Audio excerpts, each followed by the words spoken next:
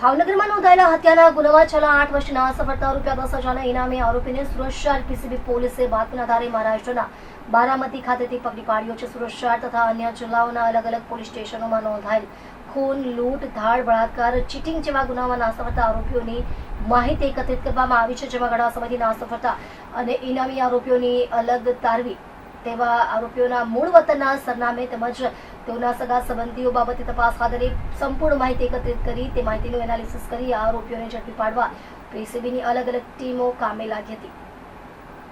તે દરમિયાન પીસીબીને બાતમી મળી હતી કે ભાવનગર જિલ્લાના તળાજા તાલુકાના અલંગ પોલીસ મથકમાં 2018માં નોંધાયેલા હત્યાના ગુનામાં નાસફળતા આરોપી સુનિલ કિશોર પ્રસાદ હાલ મહારાષ્ટ્રના બારામતીના ગૌરવ એન્જિનિયરિંગ MIDC ખાતે રહે છે. જે હકીકતના આધારે પીસીબીની એક ટીમ ત્યાં પહોંચી સુનિલ કિશોર પ્રસાદને પકડી પાડ્યો હતો. પોલીસે પૂછપરછ કરતા પોતે સન 2018માં ભાવનગર તળાજા અલંગ ખાતે રહેતો હોય તેણે તથા તેના મિત્રો રાહુલ શેષનાગ મઘેસિયા તથા સુભાષ રામભાઈ રાજપરે ભેગા મળી વિનોદભાઈ રામચંદ્ર યાદવ નામના યુવકને મડાર યાર્ડ પાસે આવેલા સુલભ શૌચાલય ખાતે માથાના ભાગે સળિયા મારી તેની હત્યા કરીને ભાગી ગયા હતા.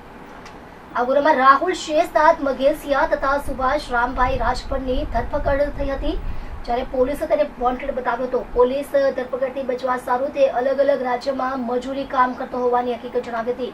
આરોપી ચાલાક અને શાતીર દિમાગનો હોય, જેથી તે પોલીસને ચકમો આપવામાં માહિર હોવાના કારણે તે આસાનીથી પોલીસ પકડમાં આવે, જેથી પોલીસ અધિક્ષક ભાવનગર નાઓ દ્વારા ₹10,000 ઇનામ પણ જાહેર કરવામાં આવ્યું.